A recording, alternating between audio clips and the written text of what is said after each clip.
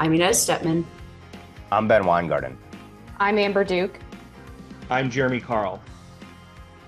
And this is NatCon Squad, where common good and common sense meet. NatCon Squad is produced by the Edmund Burke Foundation, the home for national conservatism. Subscribe now on Apple Podcasts, Stitcher, Spotify, YouTube, or wherever you get your podcasts. So we have a varied show per usual for the first week of the year here.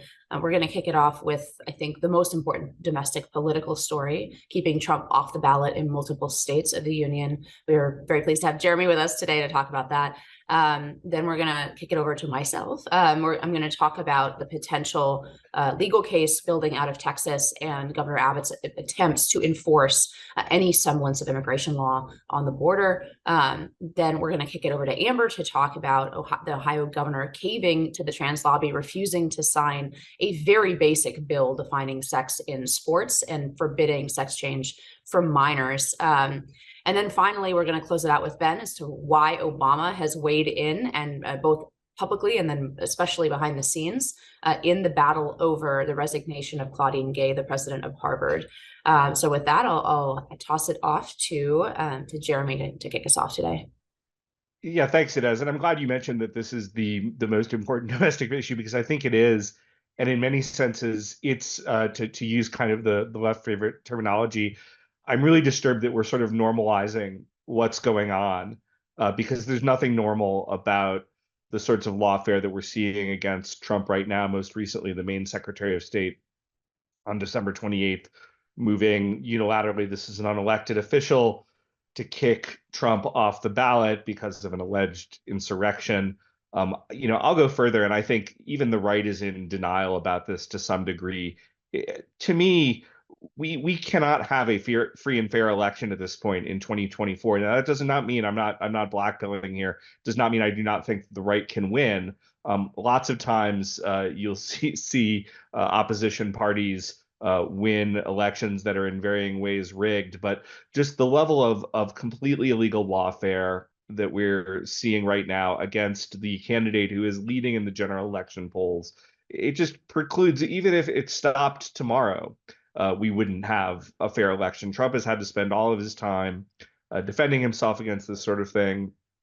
It's completely outrageous. It's the sort of thing that you would see, even in a banana republic, you would sort of look askance at what's going on. And yet we've seen this in Colorado. We're seeing efforts in Arizona. We're seeing efforts in Nevada, Oregon, New Mexico, New York, and Texas. I expect we'll continue to see this. The left is sort of obsessed with this kind of notion that they can simply as kind of word cells or whatever, that if they simply say the word insurrection enough, that somehow a legal requirement will be met for insurrection. But of course, that's not really how things work. So instead, we have this unelected former longtime director of the Maine ACLU, which is, of course, a ridiculously partisan organization, regardless of what they say, kind of unilaterally kicking Trump off the ballot, just as we saw elite law school grads in the Colorado Supreme Court, which was all Democrats, voting to kick Trump off the ballot, or sort of the more normal, like University of Denver law school people said, yeah, maybe this is not such a good idea. But it's really just a collapse to me of elite institutions. I think, again, I don't think in many ways the right doesn't want to acknowledge just how bad this is, even though we're running around screaming this is really bad, because to really kind of come to grips with what's going on suggests that we've really kind of moved into a fully post-democratic moment, small d, in the United States. And I don't think people really want to deal with what that means. I'd also add, it's not just election interference in the sense that it obviously hurts Trump in a general election, but I think it's been a blatant interference in the Republican primary, as I think that actually allowing Trump to be the victim in this way, and he is the victim, I want to be fair about that, has really hurt his main rival DeSantis. And you really began to see, as this lawfare picked up, DeSantis really suffering in the polls. And I think the motivations of the Democrats who are kind of engaged in this sort of thing are complex and different depending on the actor. But I think in many cases, the desire to have Trump as their general election opponent, perceiving him to be the most weakened opponent against a very, very weak incumbent. I think this is very much part of their strategy. So it's interference, it's legal interference by the opposition in the Republican primary. It's legal interference in the general election. It's forcing Trump to spend all of his time worrying about this and spending all of his money, and all the Trump's kind of allies who are kind of in jail or being threatened with that, rather than talking about the lawless presidency of Joe Biden. And so really, to me, we couldn't do, this is kind of our democracy, quote unquote, on steroids. We've really crossed the Rubicon. I think there's a reluctance to acknowledge how much we've crossed the Rubicon. The Supreme Court should not have to. The Supreme Court will save Trump. I mean, I think we'd all be stunned if the Supreme Court allows these ballot challenges to stand. I think it's kind of really sort of strange behavior to these sort of law school professors saying, oh, well, they won't be able to come up with a justification. No, they're going to just come up with a justification. I don't know what that will be. I'm not familiar with the minutiae, but they will figure out a way to not kick Trump off the ballot because our Supreme Court is not that insane. But we shouldn't need the Supreme Court to save Trump in this situation. Laws need to mean something. Words need to mean something. The whole situation is just incredibly, incredibly disturbing, and as bad as I think Republicans are saying that this is, and it is really bad, it's really 10 times worse. And I think the implications are just like this white hot, bright sun that we don't want to stare at because we don't want to acknowledge just how bad things have gotten. So with that, I will kick it over to the group.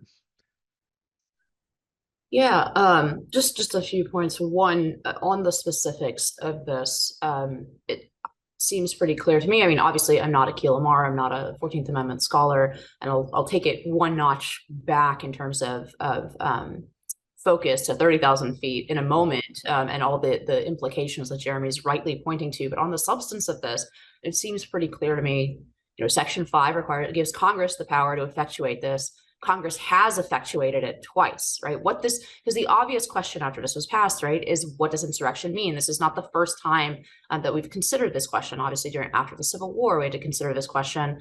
And then Congress has considered that exact question twice, come up with two different definitions.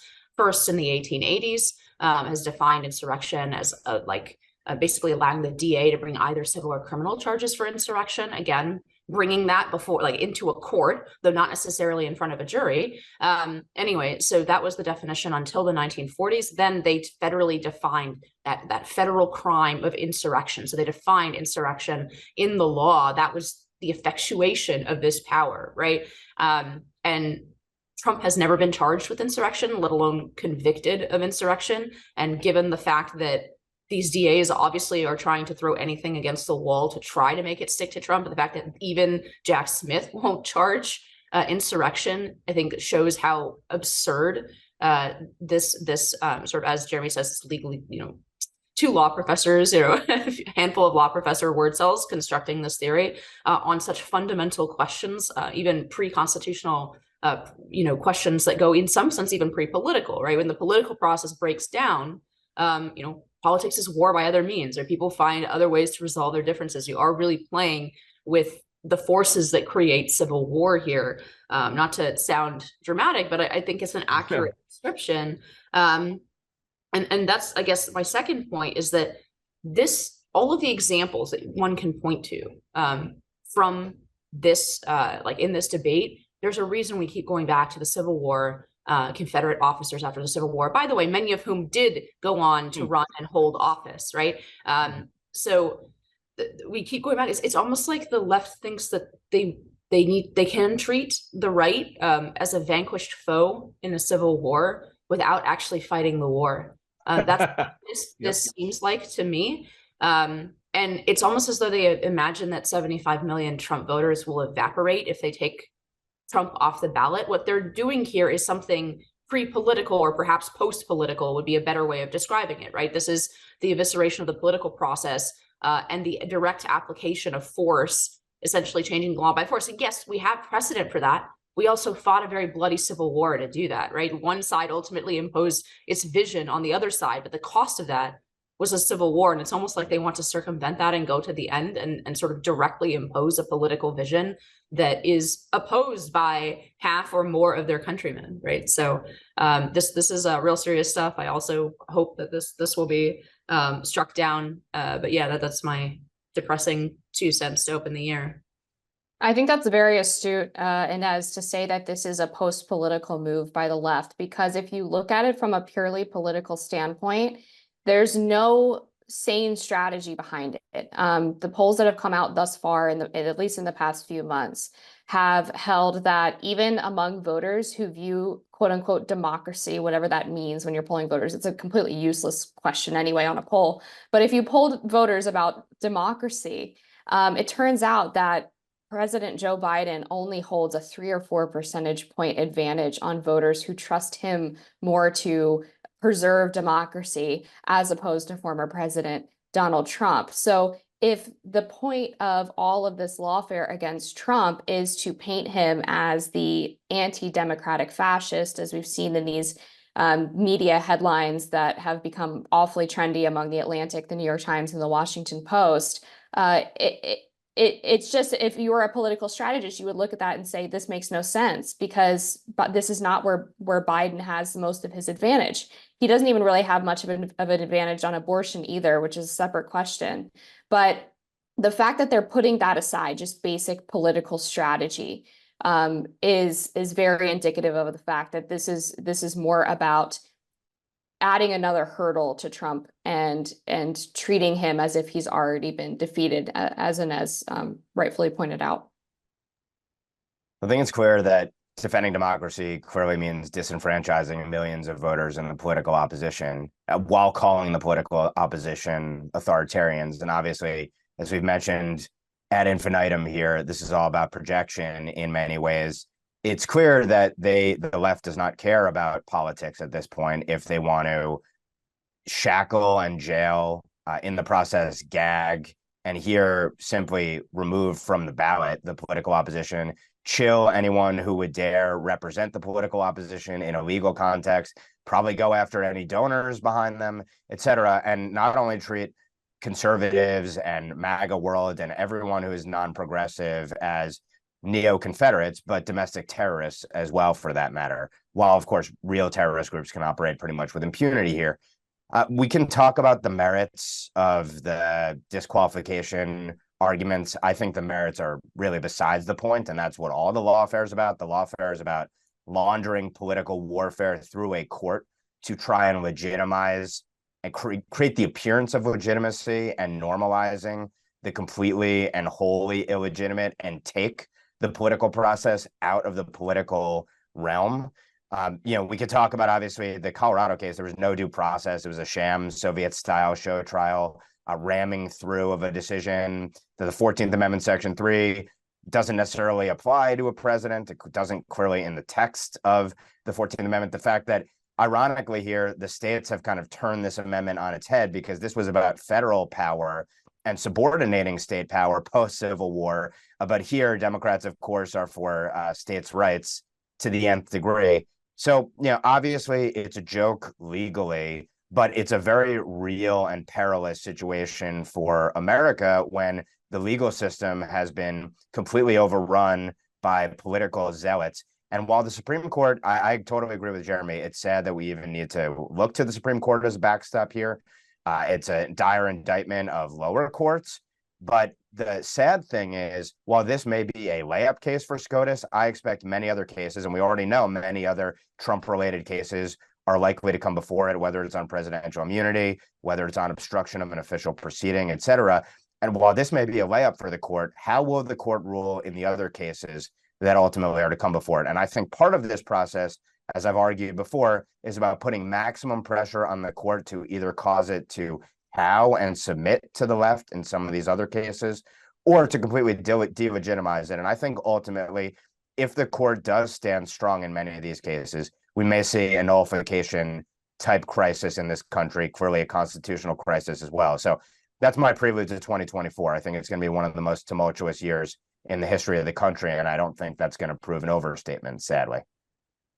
Yeah, I couldn't agree more. I guess transitioning topics here, the only river that is more trafficked in the United States than the Rubicon we've just been discussing is the Rio Grande. So that's what we're going to be talking about next in this segment. There's a very interesting, once again, a lot of things going to be up to the Supreme Court, as Ben just indicated.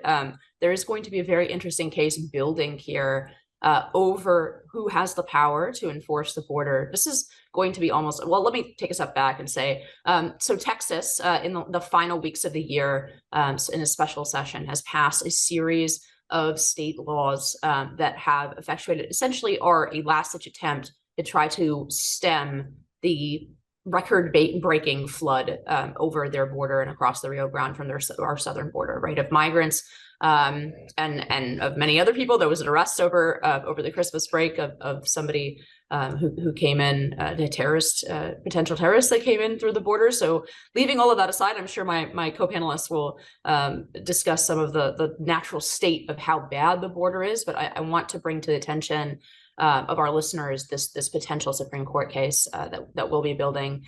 So the laws that Texas passed, they build a section of wall on the southern border. They send extra troopers, they fund extra troopers to patrol the border and to patrol. There's a lot of like safe houses, flop houses. I think they call them stash houses down there, of essentially coyotes bringing immigrants back and forth across the border in a smuggling operation, along with drugs and everything else. So they fund more troopers. Here's going to be the sticky issue.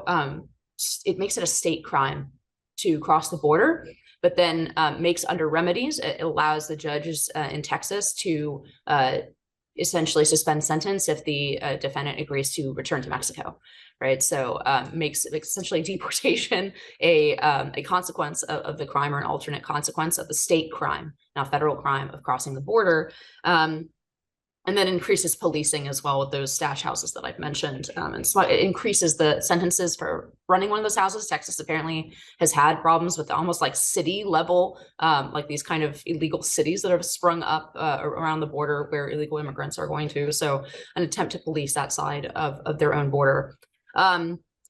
So the interesting conflict here in terms of federal law and state law, the Biden administration has already announced they're going to sue. They're going to say you are eating in as a state to the plenary power of the federal government to enforce immigration law. We have had this case of a type before, back in 2012, Arizona against the United States. That was over that SB 1070 bill that was very, if anyone remembers, sort of the headlines in 2012. It was around and was very controversial at that time. It was so-called check your papers bill, right? So the left really hated that one, but it did more than just allow state troopers to check the immigration status of anyone they stopped. It also made it so it duplicated essentially federal law and made it a state crime and allowed the state of Texas to incarcerate people for violating immigration law. So that case was a narrowly decided case. Justice Kagan had to recuse herself in that case. So it ended up being a liberal victory despite that. But some people, for some reason, thought that Kagan, I'm not an expert in her philosophy, her judicial philosophy. But anyway, so the point is, this was a narrowly decided case at the time. The court has changed tremendously since that time. Scalia wrote a great dissent in that case where he essentially says, well, state law duplicates federal law. So in this case, yes, Congress has plenary power to extend and to make immigration law. Now, if Congress made a different immigration law, then Texas can't enforce its own immigration law. But if Texas is just enforcing the same law that's on the books on the federal level, there's no conflict here. And therefore, Texas should be allowed to do that. So I'm hoping that's the reasoning that the court will follow. It does highlight the huge distance. And I think the difficulty for the Biden administration here will be, on paper, our immigration law says X, right? Which is already bad from our perspective, right? Our asylum laws are bad, et cetera, et cetera. There is this entire regulatory and extra legal system upon which our current actual enforcement depends. We saw this most clearly when I think it was called Title 42, right? When it was an emergency pandemic title that the federal government was relying on to deport people right? And then when that expired, there was going to be a disaster.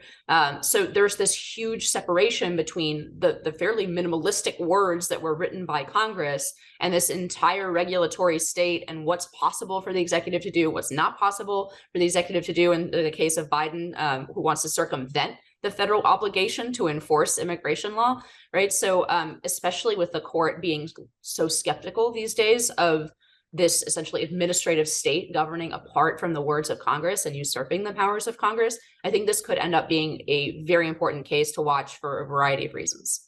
With that, sorry for that very long introduction. We'll kick it out to the rest of you. Well, Inez, I think it's really interesting that you mentioned this, and I'm going to use your context that you're just using the terminology with Trump, which is pre and post political, because I think in many ways what the left is trying to do in immigration is, again, it's not even part of the political process.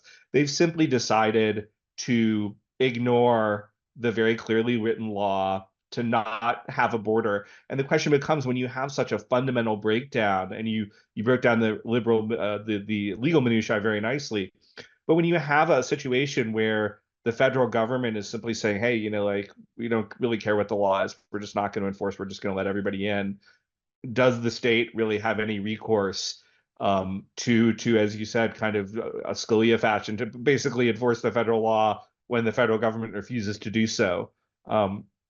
And I think the fact that we are even here kind of talking about it, that kind of America's gotten to that state, is it's just a very disturbing kind of meta-political element of where we are today.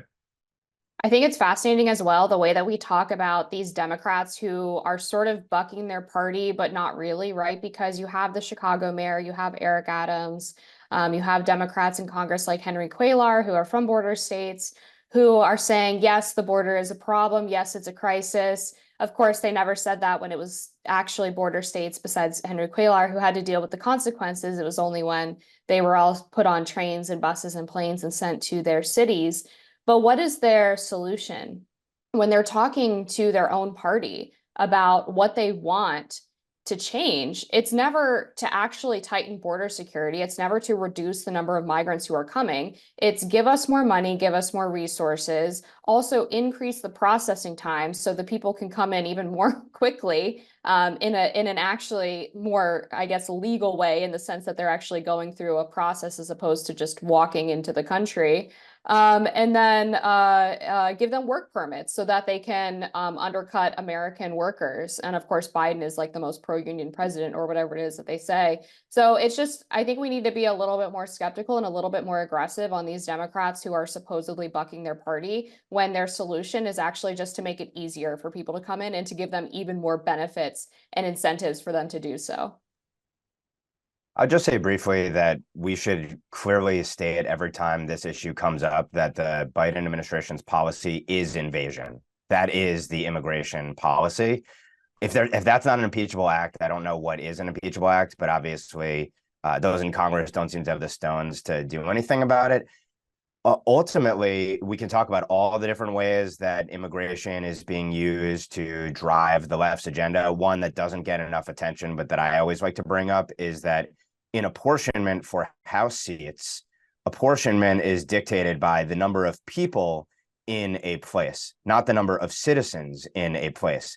And so this is another way through illegal immigration that Democrats can massively, disproportionately grow the number of blue House seats, essentially, by flooding jurisdictions with illegal aliens to increase the size of the people in a place and therefore get more representatives for those places. So it's just another way that we have actually foreign interference in our elections, aided and abetted by the left. And the political question, set aside the legal one that SCOTUS will probably deal with, is what are states to do when federal authorities are completely derelict in their duties to faithfully uphold the law and defend our territory? And at the end of the day, I don't know how anyone could argue against states actually stepping up and doing something when the federal response is to eviscerate sovereignty. And with that, I'm going to kick it over to Amber to discuss yet another failure of the Republican Party. Yes, what else is new? So in this case, the Ohio governor, Mike DeWine, vetoed a bill that came to his desk that would have both banned the inclusion of biological men who identify as women from playing or participating in women's sports, and also would have prohibited sex changes, puberty blockers, and hormone therapies. And therapy is not the right word, but you catch my drift, for minors who have gender dysphoria. And this is a bill that will be overridden by the legislature, luckily. So they're kind of saving his butt. But I think the failure to sign such a basic acknowledgement of biological reality is something that would disqualify any Republican from holding any sort of higher office. It's disillusioning, and unfortunately not the first time that we've seen Republicans punt on this very obvious win. Kristi Noem was one of the first to do this. She is the South Dakota governor. She had a bill to protect women's sports come to her desk, and she vetoed it. And then after outrage, tried to waffle on her reasoning for doing so, but ultimately admitted that it was because she was scared of the NCAA and the potential punishment that they might bring on South Dakota for not enforcing biological distinctions in sports. She said that she was afraid they would take tournaments and events away from her state, and that would hurt the economy. Because the economy, of course, as we know, for libertarian-esque Republicans, is sort of the Lord and Savior of the movement, and more important than anything else, even protecting young women. And then also Asia Hutchinson had vetoed a bill like this. And on the recent GOP debate, Chris Christie said that he would have opposed something that would ban sex changes for minors. And both of their reasoning for doing so, as well as Mike DeWine's, is quite interesting because they are using the language of the parental rights movement in a way that advances libertarian ends. So what they're saying is these decisions need to be left to parents and physicians for them to decide, and the government needs to stay out of it because this is fundamentally a parental rights issue. I think Florida Governor Ron DeSantis said it best when, in response to Chris Christie's answer on the GOP debate stage, said, "You don't have a parental right to child abuse." And that's exactly what this is child abuse. There are no conceivable benefits to what the left calls gender affirming treatment. Not a single study has held up the idea that you should or can treat gender dysphoria by chopping off healthy body parts or delaying or permanently skipping through puberty, as well as giving hormone therapy. And there's my cat. and also the benefit or the harm that this can cause in terms of suicidal ideation, depression, anxiety. Those are all potential side effects of these treatments, and there's no study that exists that says that any of them help reduce any of the issues with gender dysphoria that children might face. There's a reason why the UK, of all places, has pulled back on issuing hormones and puberty blockers to young people outside of clinical study, and it's because they have found that their approach to this was fundamentally wrong. So again, for a Republican or a conservative to refuse to shut this down is a huge dereliction of duty. It's immoral and just fundamentally unjust and anti-child, I think anti-life. It's a sad thing to see, but there was a report that Mike DeWine apparently has received $40,000 plus from various children's hospital groups in Ohio over the past few years. And of course, this is a very expensive business. Doctors and hospitals and pharmaceutical companies make a lot of money out of prescribing hormones and puberty blockers to children. They become lifelong patients who over time are constantly seeking more medication, eventually surgeries, which are in the hundreds of thousands of dollars range. So this is a very profitable business at this point. And it kind of goes back to what Kristi Noem said, which is sometimes the economic considerations for these people outweigh what is moral and just. And it's shameful to see from the party that is supposed to be standing up against this insanity. Yeah, just to follow up on that last point that Amber made, I really want to see a Nate Hochman style investigation into how this decision was made in Mike DeWine's office. I want to see what lobbyists he was talking to. I want to see which of his advisors was in favor of this veto. I think it's really important structurally, if there's like any hope for a sort of NatCon style future in the Republican Party, to understand how especially on the state level. And you know what? Actually, I'm much less sympathetic in Ohio's case than South Dakota's. And believe me, I'm no fan of Kristi Noem, but there is a big state, small state here. Amber's cat. But there's a big state, small state issue here, which is why I think it's so important, and we've talked about on this program, that Republican states band together against this kind of economic warfare and stand as a united front. And when you have a small state with just one or two industries that dominate in terms of jobs, the pressure that can be brought to bear is very, very high. Anyway, I think structurally it's very important to understand why this veto happened. I don't know, of course, but I sort of doubt that this is a veto of conscience. I think this is probably a battle that played out behind the scenes in terms of various interests in the governor's office. And I think it's really important for us to know what those are. On the substance of parental rights and the parental rights argument, I think obviously Amber said it well, and quoting Governor DeSantis about the line, there are things we do not permit parents to do with their children. I think this rises to that level. I think we would obviously see that if it were any context other than sexual, right? If we were allowing parents were taking their kids to the doctor to have their arms removed, I think it would be extremely obvious to us that both sides of that transaction should be illegal. It should be illegal for parents to take their children to a doctor to have their arms removed, and it should be illegal for a doctor to perform that surgery, which is a violation, should not only be a violation of the law, but also of any professional oaths or ethics standards of the profession, right?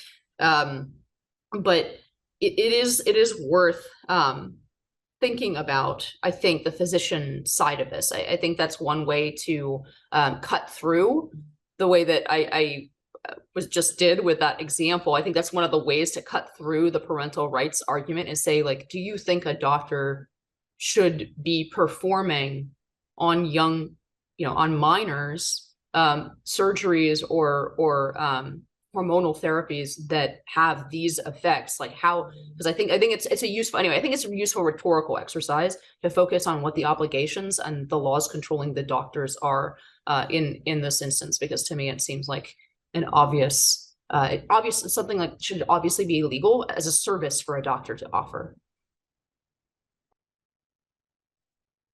Yeah, I'd just add, I mean, this issue has just been inexplicable to me. I've been involved in this at the state level here in Montana. If there was ever an issue that I just thought, like, even the Republicans couldn't mess it up, it was just such an easy win. It's so obviously crazy. We will so obviously be vindicated. I mean, arguably, even in the short term, we're really vindicated and we're in the popular position. But in the medium or longer term, the people who are involved in this will correctly be seen as either victims, I mean, like true victims of medical malpractice, or criminals in the case of the folks who perpetrated it. The fact that we've been so short-sighted that we're still kind of kicking the ball at our own goal here, it's just amazing to watch. And as I agree with you that what we need to do is really understand the institutional forces at work within these governors' offices, et cetera, that are pushing these types of solutions to these sorts of problems, pushing these the veto in this case, because it's just hard for me to believe that even the dumbest establishment Republican could be so dumb as to think that this is good substantively or politically. Totally agree. This is disastrous on the merits. It's disastrous on the politics. You can imagine we've already gone very far down the slippery slope, but what comes next after this would be a question worth raising. I can only speculate that this was a craven cowing to big business and also probably big medicine. And as Amber noted, there have been exposés done showing that this is a real cash generator for the medical profession, which is incredibly disturbing and sickening. You can also imagine And, if you've read, for example, and I'd urge everyone to read it if you haven't, When Harry Became Sally, that there's intense pressure on doctors themselves as they're going through medical school to adhere to radical gender ideology. So this is just sickening and disturbing all the way down. There has to be an expose as to how the governor came to this decision. But once again, I mean, it really is stealing victory from the jaws of defeat here when you're talking about an 80-20 kind of issue, something where the American people at their core, even if they take a live and let live so-called attitude on so many different issues, view this as just a barbaric sort of practice. One, by the way, if we're going to talk about the medical merits where there's zero longitudinal studies done, there's almost no evidence out there compellingly to indicate that this is somehow gender affirming care, so-called, is a positive thing for the quote unquote beneficiaries who oftentimes rue what happened down the road. And yeah, on this case, always it should be thrown back in the progressives' faces here. Why are we behind the European curve on this? Why aren't we doing what the global community is saying we should be doing when it comes to quote unquote gender affirming care? So disgusting and horrible all the way down. And we can only hope that Ohio's legislature will override the veto. But I understand that the thresholds are very high, and I'm not optimistic about it.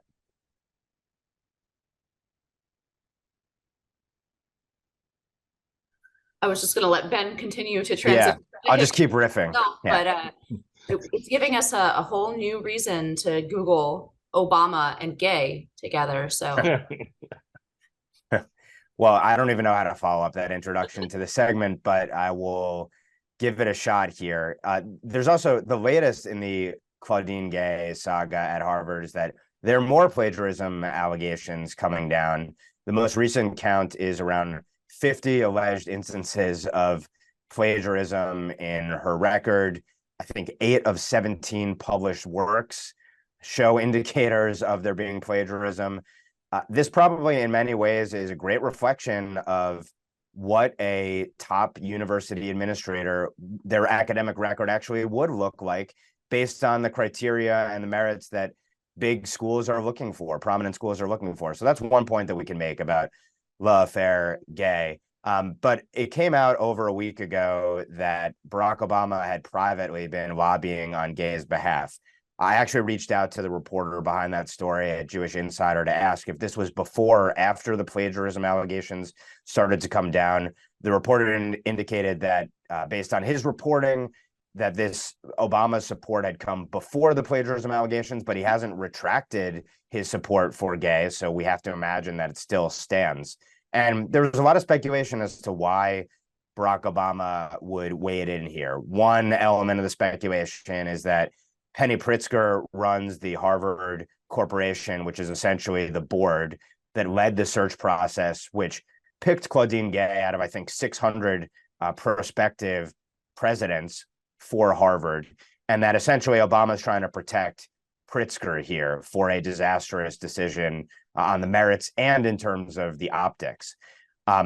Also, there's speculation, look, there's that Gay is sort of a kindred spirit for Obama. And as I wrote in this piece in the New York Post, thinking about Obama's, if I had a son, well, if Barack Obama were a kid today and he were at Harvard, he would probably be marching with the Hamasniks on campus. And we could talk about his ties to and affinity for everyone from Bill Ayers to Rashid Khalidi to Reverend Wright and everything that gets brushed under and ignored about his radicalism. But I'm sure he feels a kinship. And we see a kinship, by the way, in the remarks that we talked about here that he made after October 7th, where he said, essentially, we're all culpable here and seek to essentially shift some of the blame to Israel for Hamas's jihad. Set all that aside, to me, the most important thing about Barack Obama wading in here is that this is the head of the Democratic Party in everything but name, putting his chips behind Claudine Gay, who is touted as the first Black and female president of Harvard, who instituted essentially a DEI administrative state at Harvard, injecting anti-racism and equity into every aspect of the school, who, by the way, of course, in rising to the presidency, destroyed the career of Roland Fryer, by all accounts, a brilliant Black economist there, and I think maybe the youngest tenured professor in the economics department, or maybe in any department at the school. Also went against and destroyed a black law professor for having the gall to provide legal defense to Harvey Weinstein. So her whole career is a sham in many ways and disgraceful in many ways. But he's behind her because this is the representative par excellence of our DEI regime at the most prominent school that there is in the country. And so to me, I view this as a regime level, a proxy battle here, both symbolically, but also substantively, one of the biggest battles to defend Gay, because if Gay falls, first of all, it exposes the moral bankruptcy and corruption of the entire DEI enterprise, but also it could lead to its collapse and the collapse of a house of cards. And obviously, DEI is under assault in many ways. The backlash against wokeism nationally, the Supreme Court decision over affirmative action.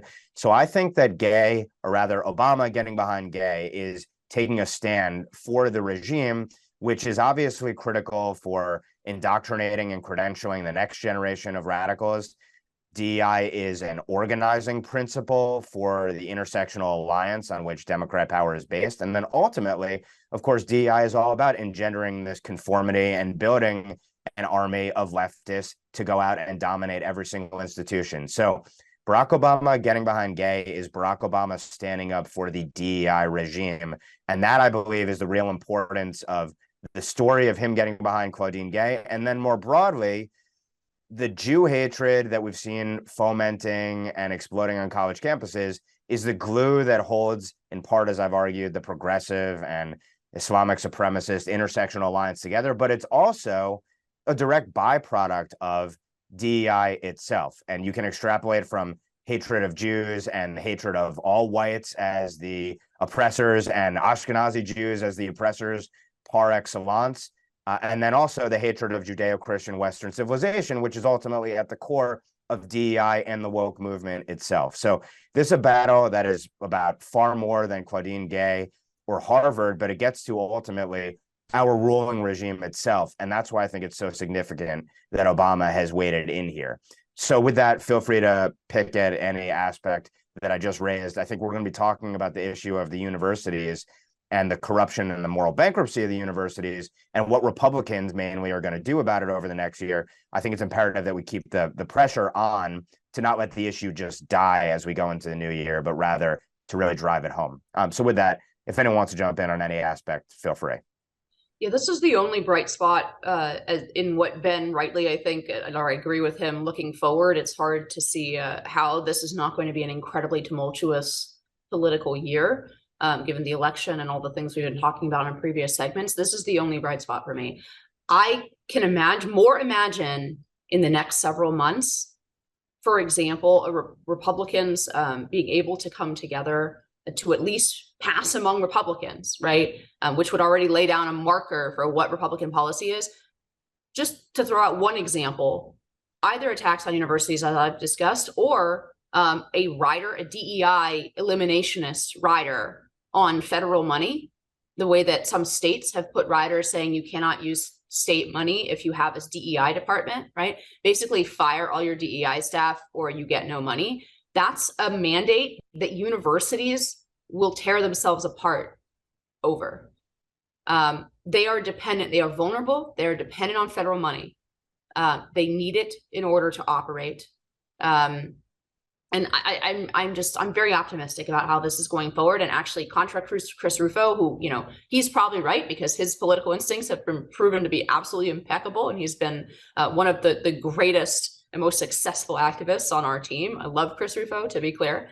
But I actually disagree. I think having the scalp of Claudine Gay on our wall is not nearly as valuable as having her as emblematic of what's wrong with Harvard and what's wrong with our universities in America largely. So I'm glad that the gay affair is going to continue at Harvard to keep the double entendres going. Yeah, and I agree with you actually. I think it's much better to have Claudine Gay there than it is to get rid of her. And I actually saw something. I know Chris, and I've talked with him a little bit about this. I don't want to speculate too much about his motives, but there have been some things that I've seen that suggest that actually it's 17-dimensional chess. And Chris is knowing that by pushing so visibly with him that they actually kind of have to keep her. But I think Chris has at least semi-publicly said, I think this works out well either way, right? Like it's really we have a win-win situation here. Either she is there, and I wish her 20 years of tenure at Harvard presidency, discrediting that institution and all of its peers, or we get the scalp. And either way, it's just a question of degree of win. And so it's wonderful. These institutions are completely corrupt. They are completely discredited, and the more that we can discredit them in the public mind, the better it will be for American society as a whole. I'll just add briefly that one thing I'm really looking forward to in 2024 is the attempt to dismantle not just DEI in universities and affirmative action policies, but also how they've been really entrenched in the U.S. Government bureaucracy, whether it's SBA programs that only give loans to so-called disadvantaged people, but disadvantaged just means you're a person of color. Whether it's refusing to give loans to white farmers, they only give it to Black and Hispanic farmers, and all of these various programs that are oriented specifically towards helping people of a certain skin tone and have nothing really to do with real minority status or disadvantaged status the way that they claim. I know groups like America First Legal, Pacific Legal, and some other more conservative leaning legal groups are sort of taking these on systematically since that affirmative action decision. So I'm hopeful that we'll make some waves on that front too. And with that, we'll go to final thoughts. So just to follow up briefly on this, defunding and dismantling the DEI regime, I think ought to be one of the top agenda items for the Republican movement. I have no optimism whatsoever that House Republicans are going to push that incredibly hard in this election year. And I suspect we'll be talking a lot about the fights between conservatives and the rest, the majority of the House Republicans, in terms of how moderate House Republicans want a milquetoast agenda and go along to get along and won't run on anything bold in this election year. But it would seem to me that it's very simple to make the case and compelling, again, sort of 80-20 to the American people. Why would you fund an anti-American, bigoted, anti-excellence regime at our schools that will end up populating all of our most influential sectors of power in corporate America and obviously in the federal government as well? This is a layup.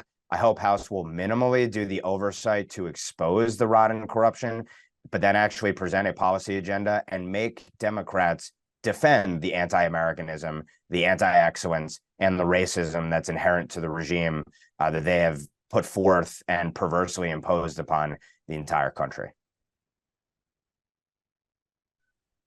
I'd just add quickly, as I look at these topics, I think one of the things that's really interesting to me is that we see a bunch of what I would call regime level conflicts. And I think you guys have all made reference to that. And I think that is significant about the political moment that we're in. I think that 2024 is going to be, I'm not one of these guys that I hate it when it's, these sort of cringy folks are like, 2020 is the most important election of our lifetime.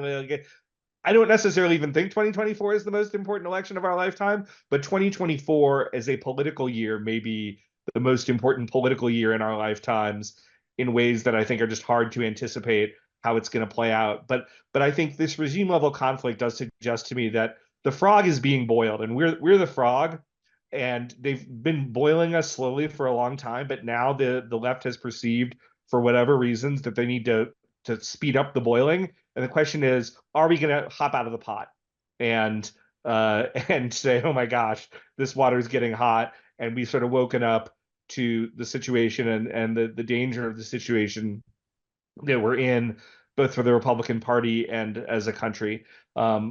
I can't say that I'd be super optimistic based on our performance as a party in the past, but the fact that at least at an activist level, we're beginning to talk about this sort of stuff and these regime level conflicts as what they are, I think does provide me with some optimism that more of us have sort of figured out what time it is.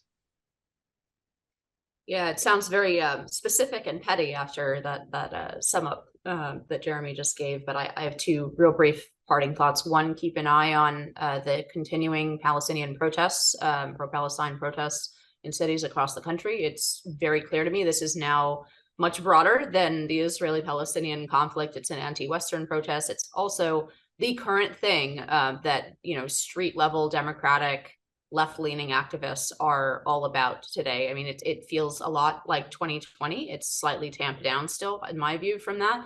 But it's so, for example, over the Christmas season, right, and New Year's season, we had an incident where the protesters were trying to simultaneously shut down JFK and LAX airports and basically completely FUBAR American airspace over the holidays. As these protests continue, yesterday there was an attempt to fly a balloon over the airspace of JFK Airport. I mean, these are federal crimes. They should be prosecuted as such.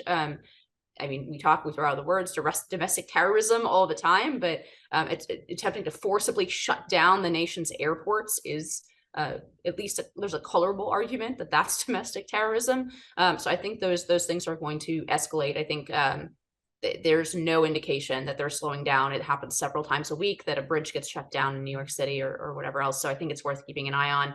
And then just one housekeeping note, really briefly. When we talked about the two law professors who floated this idea in the New York Times, right?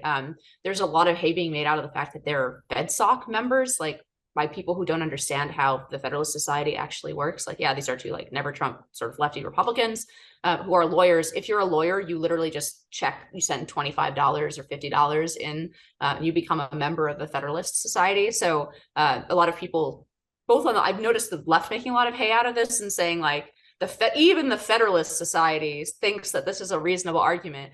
That's not the Federalist Society saying that. It's nothing official. It's just like two among what are probably thousands and thousands of lawyers who have sent, $50 to the Federalist Society. So I just wanted to clarify that for people who are not familiar with how that organization works.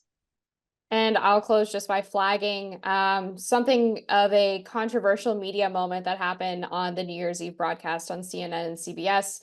The first thing that was shown after the ball drop was a very passionate gay kiss with lots of tongue, and I'm resistant to I guess it's interesting the way people are talking about it. Of course, the reaction from people who think it's no big deal or saying, "Oh, gay people exist. What do you care?"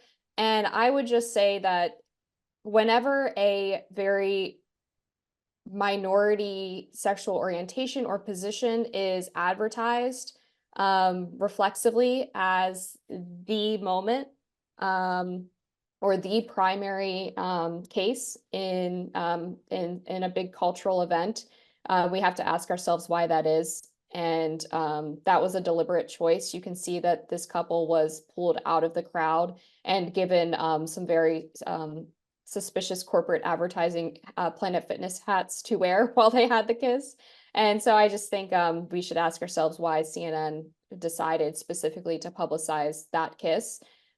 Just recently in my neighborhood, there was a car sitting in one of the guest parking spots that had a bumper sticker on it that said, I'm a power bottom with a rainbow heart next to it. And it's, I think, a indication of how quickly the slippery slope argument that the right was advancing during the Obergefell decision turned out to be correct and true. And so I think over the next year, the media is going to continue to play a very huge role in trying to normalize culturally some things that are still very much up for debate. I thought you were going to talk about aging Green Day members on the stage, yet still thinking they're raging against the man by criticizing. Yeah, that's another one. That's another one. All right, with that pop culture note, we're gonna go ahead and say goodbye. So on behalf of me, Inez, Jeremy, Ben, and Amber, see you at the next NatCon Squad.